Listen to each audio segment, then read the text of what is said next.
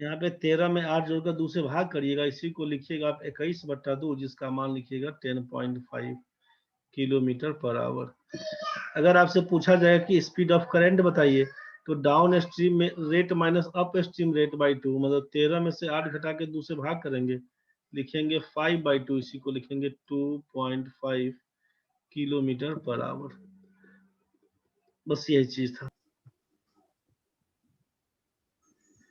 Next question सोचिए, if a boat goes 7 kilometer upstream in 42 minutes and the speed of the stream is 3 kilometer per hour, what is the speed of the boat in still water? एक नाव धारा के विपरीत दिशा में 7 kilometre की दूरी 42 minute में तय करती है। यदि धारा की चाल 3 किलोमीटर प्रति घंटे हो तो शांत जल में नाव की चाल क्या होगी? धारा के विपरीत दिशा में मतलब अप स्ट्रीम रेट, धारा के विपरीत दिशा में स्पीड क्या होगा सोचिए। If A boat goes 7 kilometre up stream, मतलब अप स्ट्रीम के लिए बता रहा है। अप स्ट्रीम रेट का मतलब क्या होगा? अप स्ट्रीम रेट का मतलब क्या होगा कि डिस्टेंस आपको दे दिया 7 किलोमीटर और बोल दिया कि 42 मिनट, टाइम बोल दिया 42 मिनट।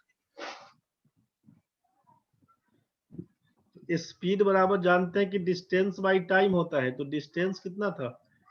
7 किलोमीटर, टाइम कितना था? 42 मिनट। इसको आवर में चेंज करिएगा तो भाई 60 आवर बोलना पड़ेगा, मतलब 7/42 गुना ऊपर में 60 करिएगा, इसको लिखिएगा आप, इसको लिखिएगा 10 किलोमीटर प्रति घंटा। किसके लिए? ये स्पीड के लिए, सॉरी, ये स्पीड के लिए आप लिखिएगा 10 किलोमीटर प्रति घंटा। जब डिस्टेंस दिया हुआ है तो समझिए, डिस्टेंस दिया हुआ है 7 किलोमीटर, टाइम दिया है 42 मिनट, तो स्पीड तो नॉर्मली आप निकाल ही सकते हैं 10 किलोमीटर प्रति घंटा। कौन सा स्पीड है ये जो 10 किलोमीटर प्रति घंटा आप निकाले? वो कौन सा स्पीड? तो क्वेश्चन में दिया हुआ है कि ये अप स्ट्रीम है। क्वेश्चन में दिया हुआ है कि ये अप स्ट्रीम है। If A boat goes 7 kilometre up stream in 42 minutes, एक नाव धारा के विपरीत दिशा में 7 किलोमीटर की दूरी 42 मिनट में तय करती है। ये पहला लाइन यही था। धारा के विपरीत दिशा में मतलब हमको डिस्टर्ब फील होगा, यही ना बोलिएगा। Speed of boat in still water को x kilometre per our and speed of current को अगर y किलोमीटर पर आवर बोलते थे। नाव की चाल शांत जल में x किलोमीटर प्रति घंटा, जबकि धारा की चाल को y किलोमीटर प्रति घंटा। तो स्पीड ऑफ करंट को क्या बोलते? स्पीड ऑफ करंट को क्या बोलते सोचिए। स्पीड ऑफ करंट, एक minute, speed of boat x kilometre per hour, speed of current y kilometre per hour. इसीलिए अप स्ट्रीम रेट क्या बोलते हैं हम लोग कि speed of boat minus speed of current. इसी को ना आप x minus Y kilometre per hour तभी से बोले जा रहे थे। तो क्वेश्चन में अपने पास क्या दिया हुआ सोचिए कि that is up stream rate. तो आप यहाँ पर जो एस निकाल के लाए थे वही है हमारा अप स्ट्रीम रेट। धारा के विपरीत दिशा में क्या स्पीड था? 10 किलोमीटर प्रति घंटा। 10 किलोमीटर प्रति घंटा। एक्स माइनस वाई, एक्स तो नहीं मालूम, स्पीड ऑफ बोट क्या है ये हमको नहीं मालूम। एक्स किलोमीटर प्रति घंटा था speed of boat, minus Y क्या था? Speed of current. इसका मान धारा की चाल 3 किलोमीटर प्रति घंटा तो दिया ही हुआ है, तो -3 किलोमीटर प्रति घंटा बोलिएगा। इसीलिए x किलोमीटर पर आवर बराबर 10 में 3 जोड़ के 13 किलोमीटर पर आवर। यही आप आंसर बताइएगा। कुछ बात समझ में आया? सिंपल ये सोचिए कि धारा के विपरीत दिशा में 7 किलोमीटर की दूरी 42 मिनट में तय करती है। तो पहला कहानी अप स्ट्रीम रेट क्या होगा? पहला कहानी देखना होगा कि धारा के विपरीत दिशा में क्या स्पीड है, इसको देखिए पहले। तो धारा के विपरीत दिशा का स्पीड मतलब क्या है? अप स्ट्रीम रेट उसको बोलते हैं। तो आपसे पूछा कि अप स्ट्रीम रेट क्या होगा, तो आप बोलिएगा कि अप स्ट्रीम रेट का मतलब है स्पीड। तो स्पीड बराबर होता है डिस्टेंस बाई टाइम। तो आप बोलिएगा कि डिस्टेंस है 7 किलोमीटर का, टाइम का मतलब है 42 मिनट। इसको आवर में चेंज करेंगे तो भाई 60 करना पड़ेगा। इसी को लिख देंगे 7 किलोमीटर बट्टा 42 घंटा, और 60 हो जाएगा ऊपर। इसी को काटेंगे 7 छक्के 42, 6 से काटेंगे तो 10, यही कहलाएगा हमारा 10 किलोमीटर प्रति घंटा। ये आपका अप स्ट्रीम रेट पता चल गया। एंड स्पीड ऑफ करंट मालूम है कि 3 किलोमीटर प्रति घंटा दिया हुआ, तो इसीलिए लिखिएगा speed of man in still water क्या होगा। इसका मतलब है कि दोनों को जोड़ दीजिएगा, 10 और 3 मिला के 13 किलोमीटर प्रति घंटा, यही आपका आंसर हो जाएगा। यही आपका यहाँ पर समझ में आया कि अप स्ट्रीम रेट का मतलब है speed of man minus speed of current, या बोट माइनस करंट, यही लिखिएगा। इसका मान चूंकि 10 दिया हुआ, तो सोचिए इसका मान 10 दिया हुआ, इसका मान निकालना है, और इसका मान 3 दिया हुआ, तो क्वेश्चन मार्क बराबर 13 हो जाएगा। नेक्स्ट क्वेश्चन समझिए। A man can row 5 km per hour in still water. If the river is running at 1 km per hour, it takes him 75 minutes to row to a place and to come back. How far is the place? एक आदमी शांत जल में 5 kilometre प्रति घंटे की चाल से तैर सकता है। यदि धारा की चाल 1 किलोमीटर प्रति घंटे हो, तो किसी एक स्थान से दूसरे स्थान तक तैर कर जाने और लौट कर आने में 75 मिनट का समय लगता है, तो दोनों स्थानों के बीच की दूरी क्या है? एक बार जरा सोच के बताइए। तो क्वेश्चन में दिया कि एक आदमी शांत जल में 5 किलोमीटर प्रति घंटे की चाल से तैर सकता है, धारा की चाल 1 किलोमीटर प्रति घंटा है, मतलब स्पीड ऑफ मैन आप बोल दिए 5 किलोमीटर प्रति घंटा, और स्पीड ऑफ करेंट को बोल दिए 1 किलोमीटर प्रति घंटा। इसका मतलब है, इसीलिए डाउन स्ट्रीम रेट क्या होगा, तो लिखिएगा 5 में 1 जोड़ दीजिएगा, लिखिएगा 6 किलोमीटर प्रति घंटा।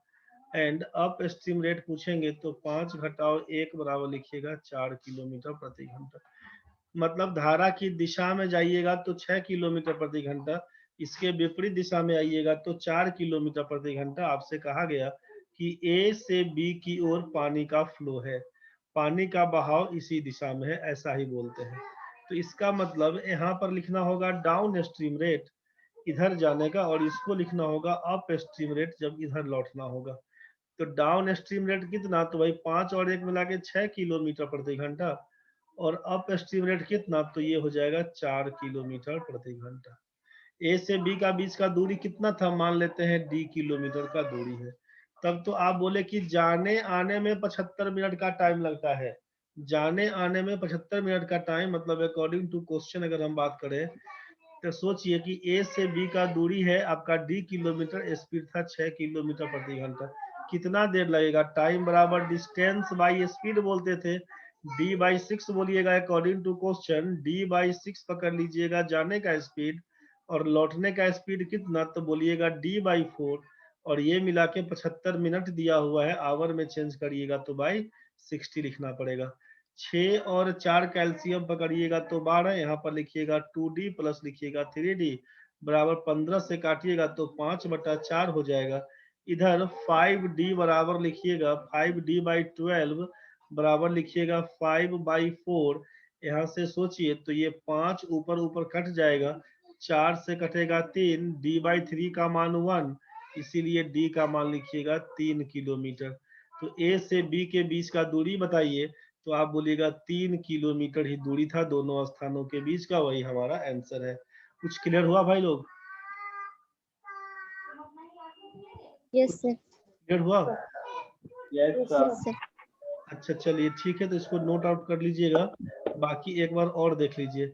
यहाँ तक तो कोई दिक्कत नहीं है, ये आप बोल दीजिएगा कि down stream rate up stream rate.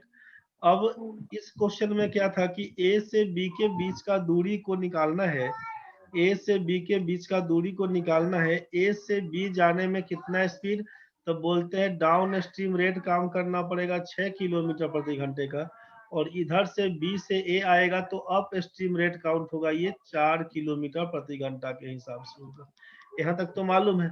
इस दोनों के बीच का दूरी क्या होगा, हमसे ये पूछ लिया, इस दोनों के बीच का दूरी बताइए, ए से बी के बीच का दूरी क्या है। तो ये जब दूरी पूछ लिया तो हम लोग यहाँ पर लिख देंगे कि रिक्वायर्ड डिस्टेंस बराबर अभिष्ट दूरी क्या होगी, ऊपर में लिखिएगा प्रोडक्ट ऑफ स्पीड। वहां पर जो लिखवाए थे बस वहां पे अंतर क्या था कि नीचे लिखवाए थे डिफरेंस ऑफ स्पीड, तो यहाँ पर लिखेंगे सम ऑफ स्पीड। क्यों कि यहाँ पर टोटल टाइम दिया हुआ था, टोटल टाइम दिया रहेगा तो नीचे सम ऑफ स्पीड, और अगर समय में अंतर दिया रहेगा तो नीचे लिखेंगे डिफरेंस ऑफ स्पीड। इस बात का ख्याल रखिएगा, फॉर्मूला यही यूज करिएगा। डायरेक्ट क्या लगा सकते हैं, रिक्वायर्ड डिस्टेंस बराबर, रिक्वायर्ड डिस्टेंस बराबर प्रोडक्ट ऑफ स्पीड का मतलब है 6 गुना 4, सम ऑफ स्पीड का मतलब है 10 गुना टोटल टाइम का मतलब है 75 मिनट बाई 60 आवर कर दीजिएगा। इसी को सॉल्व करेंगे, सोचिए तो क्या लिखिएगा, 5 से काटेंगे 15 से काटेंगे तो 5, 15 से काटे थे तो 4, ये 4 से ये 4 कैंसिल, 5 से काटेंगे तो 2 से कटेगा, 2 से काटे तो ये 3 से कटता। रिक्वायर्ड डिस्टेंस कितना, तो लिखते हैं यहाँ पर 3 किलोमीटर, लिखते 3 किलोमीटर, यही हमारा आंसर है डायरेक्ट फॉर्मूला के हिसाब से। प्रोडक्ट ऑफ स्पीड नीचे sum of speed into total time, इसी का यूज कर लीजिएगा पहला काम। लेकिन स्पीड ऑफ मैन और स्पीड ऑफ करंट निकालने के बाद डाउन स्ट्रीम रेट निकलेगा, फिर अप स्ट्रीम रेट निकलेगा, वहां से काम करना शुरू करिएगा। क्लियर हुआ भाई? Yes, sir. एक लास्ट क्वेश्चन बस बता दीजिए हमको आज। A man can row 6 kilometer per hour in still water when the river is running at 1.2 kilometer per hour. It takes him 1 hour to row to a place and to come back. How far is the place? एक आदमी शांत जल में 6 kilometre प्रति घंटा की चाल से तैर सकता है। यदि धारा की चाल 1.2 किलोमीटर पर आवर हो तो किसी एक स्थान से दूसरे स्थान तक आने जाने में कुल 1 घंटे का समय लगता है। दोनों स्थानों के बीच का दूरी बताइए। स्पीड ऑफ मैन दिया हुआ है, स्पीड ऑफ करंट दिया हुआ 1.2, तो एक बार डाउन स्ट्रीम जोड़िएगा तो 6 और 1 7.2 बोल दीजिएगा, अप स्ट्रीम घटाइएगा तो 4.8 बोल दीजिएगा। टोटल टाइम 1 घंटा दिया हुआ है, मिनट होता तो भाई करना पड़ता, घंटा दिया हुआ कोई चेंजेस नहीं, बस यही से काम कर लीजिएगा। ये सोच के बताइए क्या लिखिएगा।